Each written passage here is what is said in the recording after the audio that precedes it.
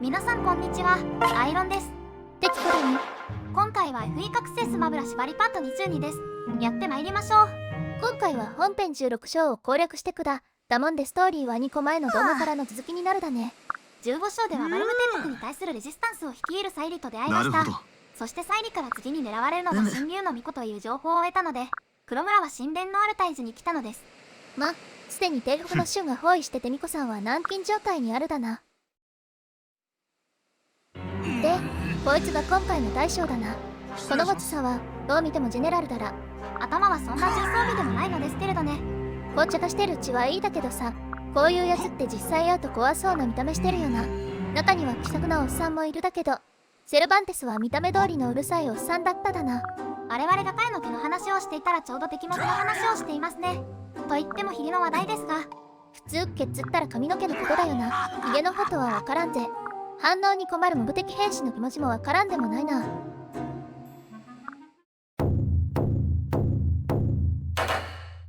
それでは作戦会議を始めます。まずはクラスチェンジの報告だに。前回でフレがレベル15に達したのでチェンジクルフを使いました。定職付きは新聞紙だに、恋でスマブラらしく剣も魔法も使えるだな。最もリザイアが使えなくなるので、スマブラらしさが減る上にリザイア地雷も使えなくなります。リザイアなんかなくとも一番育ってるわけだし、なんとかなるら。というわけで次こそこの章の作戦会議になります。今回のマップは不恋だに。盗賊が3人北上して逃げていきますが、これらは倒せそうなら倒すという意気込みでいきましょうか。というのもこの章は盗賊にでも触れられないくらい大変なマップだからです。まずこの章は勇者とウォーリアがたくさん出てきますが、彼らはあまり嬉しくないスキルを持っています。確か勇者は太陽で、ウォーリアはなんだっけや。カウンターですね。食らった直接攻撃のダメージをそのまま相手に跳ね返すスキルです。これらスキルによってこちらが攻撃をチュッチュしたりして撃破が難しくなります。マップよく見たら変なとこにいる敵もいるだけど、これは非攻系だら。その通りです。なので勇者ウォーリアの相手に手間取っていると奇襲されて思わぬ攻撃も来ることでしょう。あいにく敵の大半は歩兵なので、吊り出しなどで慎重に攻めていけばクリアできるわけではありませんでした。なんだい、どういうことずら。今のあくまで開始時の情報であって、実際には増援があります。そしてこの増援が我々を殺しにかかっているわけです。というわけで続いて増援の情報です。増援は4ターン目から6ターン目までの決算ターンでできます。4ターン目の増援は下から勇者ウォーリアと下級職が出てきます。さっき言ってた厄介なスキル持ちが追加されるだな。次に出るのが横からのファルコンナイトたちです。ファルコンナイトはまずいな。魔法が効かんし、速さもあるし。特に今回のものはほぼ全員の速さを上回り、追撃をしてくるので非常に危険です。最後の増援は下からのボーナイトです。これまでの増援で前線が目まぐるしく変わった後、とどめの一撃となり得ます。プレイヤーへのとどめだら。しかし敵側はまさに包囲殲滅といった作戦だや。感心するぜ。で、これをど突破するのかっつうことだけが。これは説明すると長くなるので、実際のプレイ動画に移りますね。いいのけ。これじゃあ我々2よりか敵の作戦会議になっちまう。始めやがったな。まずは動ける要塞であるクロムで金塊を持った盗賊を倒します。このマップで金塊は最も欲しいアイテムになるもんな。やっぱ世の中金だに。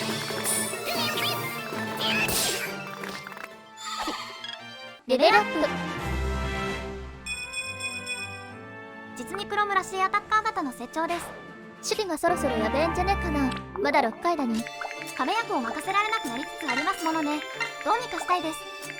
さて操作の方ですが、クロム以外に基本的には1ターン目で前進させます。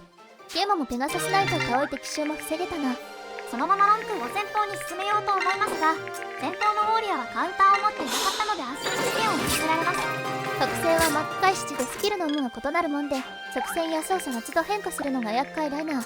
歴代の FE でも能力値が開始時で変化することはありましたが、スキルとなると大きく操作を変更せざるを得ないですね。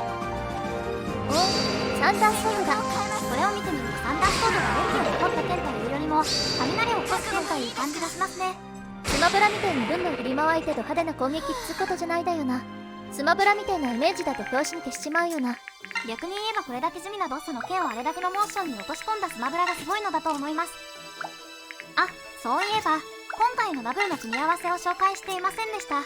前回までの変更点はクロム、ルキナ、アンナになります。クロムはフレデリックと組むように除いて、ルキナは前回加入したレジェル・テコマスターだ。レベルアップ。おいおい、これはすげえな。力以外の全品なんて感動しちゃいます。これは絶対にリセットできませんよ。そう、今回は本当に今までのマックで最高の難易度だったので、すでに何度もリセットをしています。これは収録開始から1時間結果後のプレイだに。だもんで体力的にかなり無茶しながらやってるだ。普段は2時間程度で、一発クリアの時は1時間もないんですが、今回は苦しかったです。最後の最後でクリアできたっつうことは作戦がうまくいったということになるだけど、アイディで言ってくれかったもんで、今、教えてもらうに。そうですね。まず現時点で黒村は結構ばらけた位置にいると思いますが、増援開始前にはある一点に収束します。右の地図での緑の丸の位置、この周辺です。この箇所が開始できると最短でたどり着ける1マス通路となります。1マスの通路ということは分かりますね。ここに壁役を置いて籠城するだな。その通りです。ルフレを緑の丸に置き、それ以外のユニットを後ろに置くのです。こうすることで力の勇者、セスケやホースメンの増援はルフレが、ファルコンナイトはそれ以外のユニットが対応するという役割が生まれます。最初は苛烈な増援になす術がなく、ことごとく包囲殲滅の餌食になっていました。どうすればいいのかわからず、何度もやり直すうちにこの1マス通路を発見した時には思わず狂気してしまいましたね。何度も倒されてようやく反撃の糸口が見つかったわけだもんな。おおよそ気持ちはわかるだね。失敗し続けても強い意志さえあれば必ず進歩するといういい教訓になったや。その意志を他んとこでも活かせたらいいだけどな。なぜかは知りませんが、ゲームや遊びに限っては何度でもやり直そう、繰り返そうという意識が生まれるのですよね。遊びが関与しないところでは簡単に諦めがつくのですが、不思議なものですね。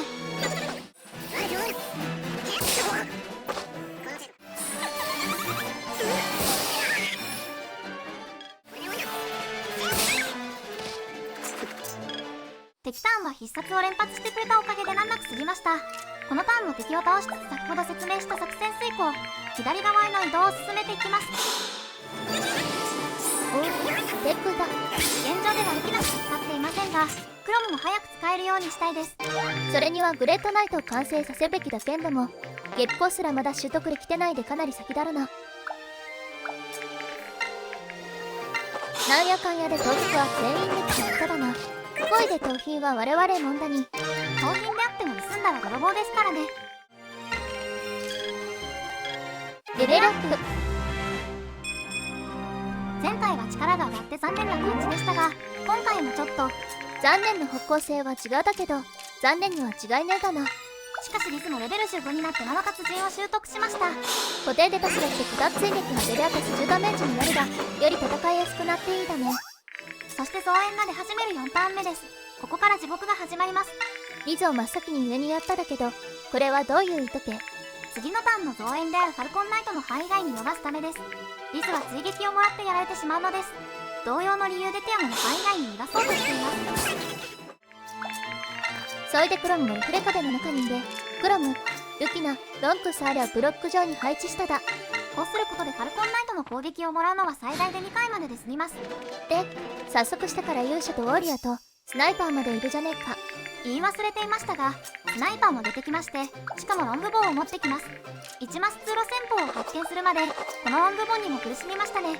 そいで、念には念を入れてリズとティアモはマップ端まで退避させてに。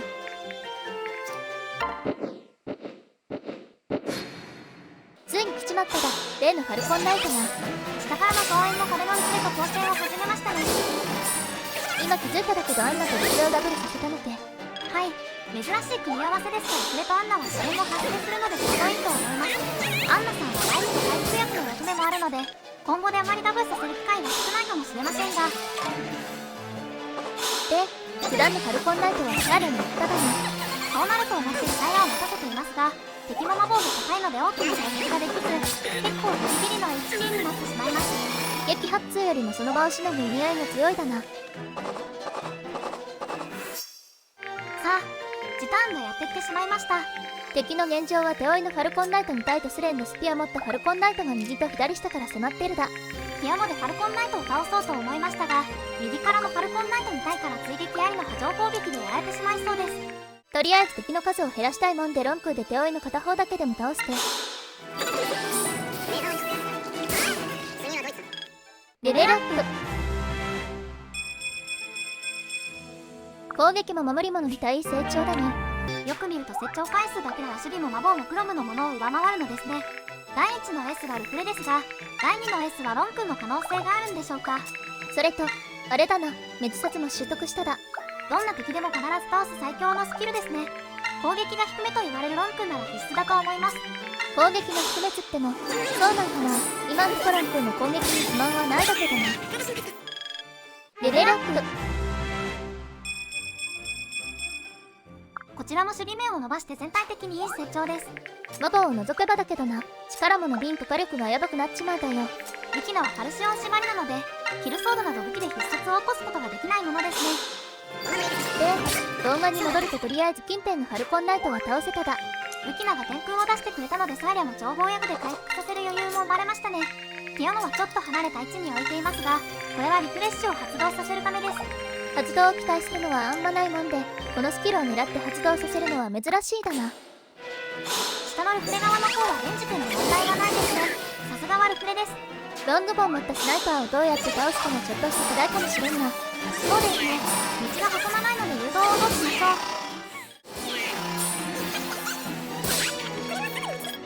う。レベルアップ。守備は嬉しいところです。敵も上級職とかで強くなってきて、リフレも食らうことが多いもんな。防御の成長は今必要なとこだに。右からのハルコンナイトが到着しましたね。左からのハルコンナイトを前もって倒せたもんでなんとかなるだな。もし左のも残ってたら大変なことになってたに違いないに。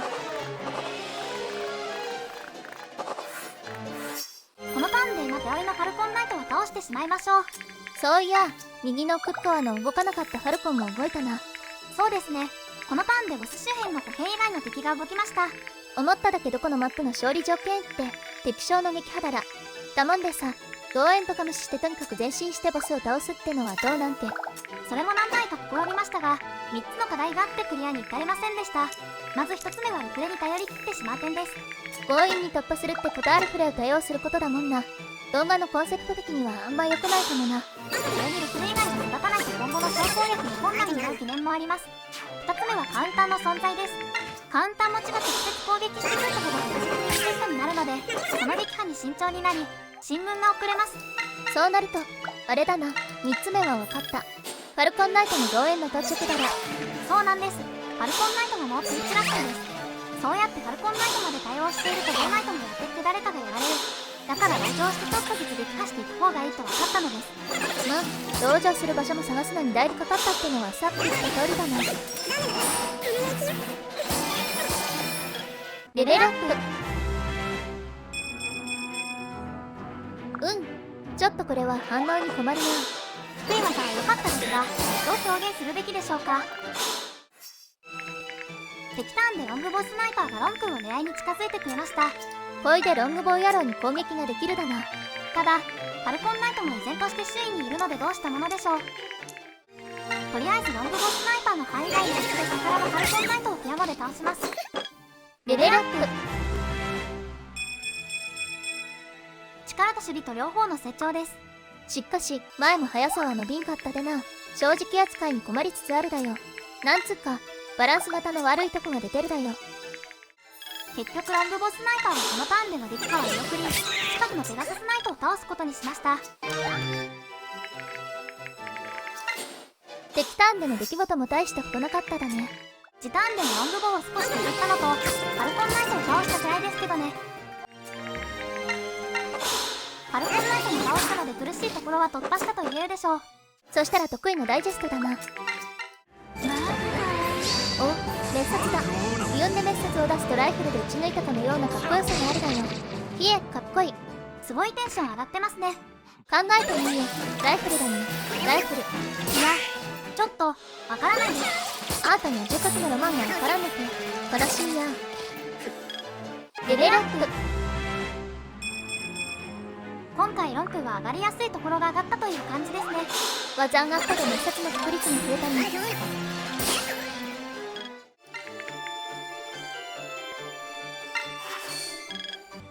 レベルアップ。やっと速さが上がりました。リズも結構極端な成長してるだな。幸運と魔法がよく伸びるという。幸運があってもという感じはあるだけど、別冊。どうしてそこは反応が早いんですか？レベルアップ。守備面の強化ですね。いやもう、速さは捨てて防御強化っつワンマン私小高いね。それにて増援を含めて突撃してきた敵は全て倒しました。ここまで来るのに実に長かったです。あとはボスと周辺の州だけだもんでクリア目前だに行くだよ。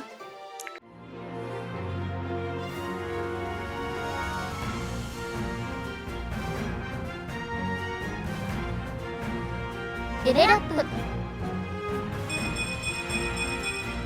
すげえ医療成長じゃんか。ちゃんと力など攻撃面を伸ばしています。まだアンナさんを先頭で使えそうですね。さて、この辺りのはまたウォーリアがいます。カウンターがまた怖いですね。ここまで来てやられるのも尺だもんで油断してかんに。しかし今回はカウンターではなかったようです。運が良かったですね。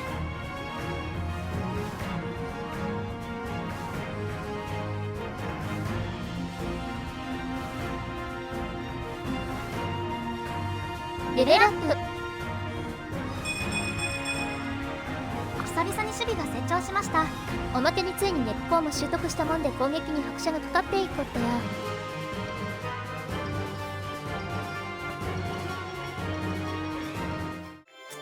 それで敵はボス1人です。ちゃちゃっとボス戦までフルスロットルでいっちまおう。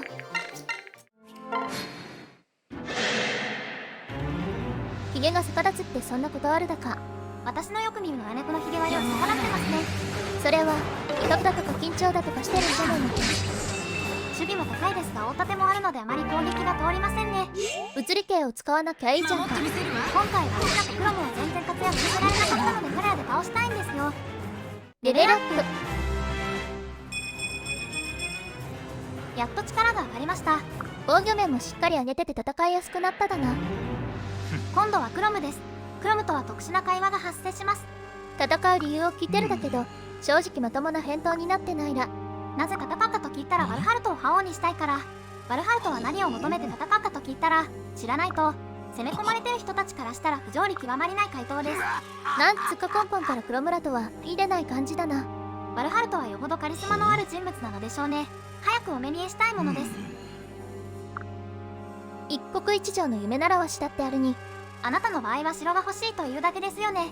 おそらく彼の言う一国一城は武勲を食べてメッセを得るということを含んでいますよ。確かにわしは武勲とかそんな何に役立つかわからんもんは選んな。とにかく豪勢な住まいが欲しいや。やはり名誉よりお金という感じですか。このわしを毛にかけて。クロムは攻撃力があるので大盾じゃなければ結構なダメージが入ります。案の定お盾が発動されただけだな。こうなるとなかなか倒せないですね。図らずも長期戦になりますか。行くわよ。というわけで今度はルキナの番です。天賦か必殺が出てくれるといいんだけど出ねえな。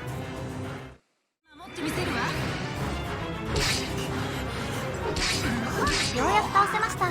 何ターン ?4 ターンかかったのけ。しかもこいつ撤退ってことはまた会うのけ。レベルアップ。今回は力が伸びんかっただな。火力不足の心配をしないといけないですね。これにて16勝攻略完了です。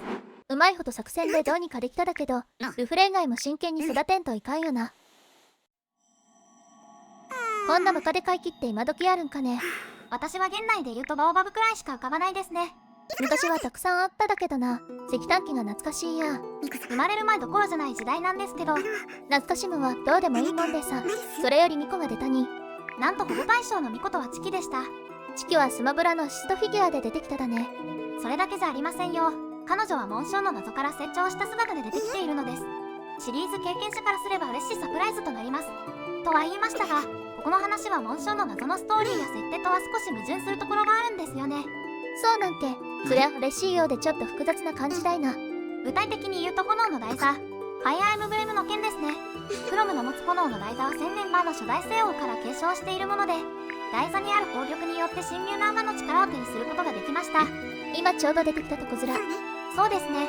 クロムの先祖は宝玉を外してナガの力を失わせました。こまでは覚醒の話ですが、紋章の謎では宝玉の入った完璧な状態になることで暗黒竜を封印できるようになったのです。ズコとは宝玉を外すっつ行為が本当は結構ヤバいだか。そういうことです。最も封印してから1000年の期間があるので、その期間で何らかの出来事や策があることは十分考えられます。何があったかを考察するのもある種の楽しみ方ですね。パッと思いつく限りじゃ1000年で暗黒竜が朽ちてったとか、新たな封印手段ができたとかかね。さて、ストーリーの方に戻りましょうか。炎の台座の宝玉はギムレを封印した後、それぞれの国にて管理されるようになったようですが、一つはバルム帝国に持ち去られ、フェリアにあるとされたものは行方不明。バルムのは戦時のいたこざだもんでしょうないだけど、フェリアの場合は擁護できんに、むしろ道義大会で勝った側に継承されるとか、もっといい方法があったように思うだよ。行方不明になっちまったもんは省内でどうにか探すしかねえな。ここで月は封印されたギムレの復活が近づいているため、クロムに世界を救ってほしいと願い出ます。炎の台座だとか宝玉の話を出してきたのはそのためだっただな。今まではバルム帝国の侵攻を阻止するのが目的でしたが、この件でバルム帝国から宝玉を取り返すという目的が追加されましたね。ただ、大陸側にクロムが攻め込んだ以上、家臣と宝玉の返還くらいは外交で解決できそうなものですが、外交ってのは無理だら。前も言ったけが、バルムは覇者になりてえだもんでさ、話なんか聞かんに。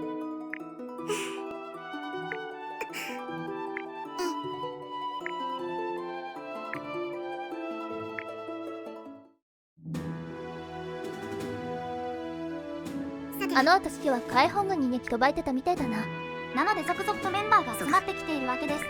戦いの基本は数なのでこれはいい兆候ですね。運も大事だら。しかし敵国側も軍のメンバーを集結させているようで、一刻も早く攻める必要がありそうです。敵は北と真ん中と南に主力をそれぞれ置いてるだ。まさに天下3分の計だに。天下3分の計ってその用法合ってますか？南側の情報にはもう少しリアクションあってもいいじゃねえのけ。率いてんのが解放軍のリーダーの兄だに。反応できないくらい切羽詰まっているのかもしれないです。案の定攻略が楽そうな中央に攻め込むことになっただね。勝ち目がありそうなところに攻めるのはいいと思いますが、結局北と南の挟み撃ちの危険もありますよね。相応のリスクもあるだけど、天から西への進攻ができたもんで、面の形勢に受けた攻めは必至だに。基本的な戦略は確かにそうですね。最悪臨機応変で柔軟に動きゃいいだよ。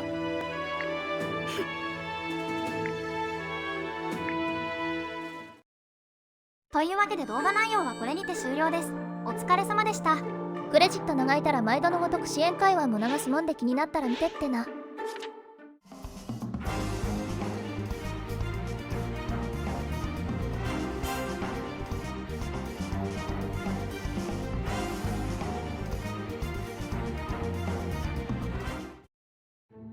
まずはアンナさんとルフレ C です。籠城中はルフレとアンナを組ませてただな。地味にアンナが必殺出してくれたもんで敵の撃破がスムーズにいってたに。会話の方ではアンナさんがなんでしょう、フェイスクリームのようなものを売りつけようとしてます。多分フェイスクリームですよね。美肌とか言ってますし、広い意味でスキンケア用品ってなるだろうな。戦場においても女だったら美を追求するもんだとか、ルフレは元の素材がいいとか、やっとプロの宣伝文句は違うだな。一般論と個別的な売り文句を同時に畳みかけるのは匠の技です。さすがはアンナさん、シリーズにずっと出てるだけありますね。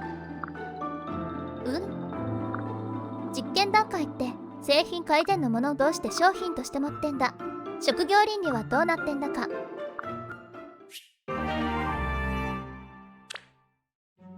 2組目はルキナとデジェル C です。こちらも今回初の組み合わせになりますね。ただ今後もこの組み合わせを維持するかは微妙なとこだいな。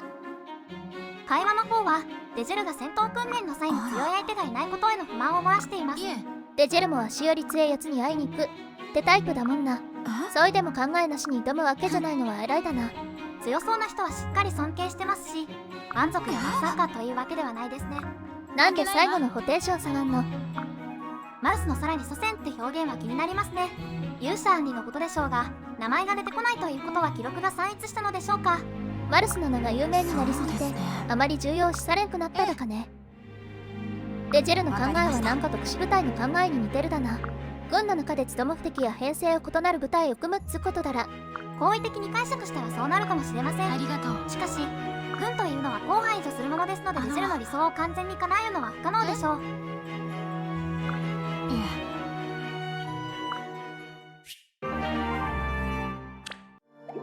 それでは今回の動画はこれにて終了となります。最後までご視聴していただきありがとうございました。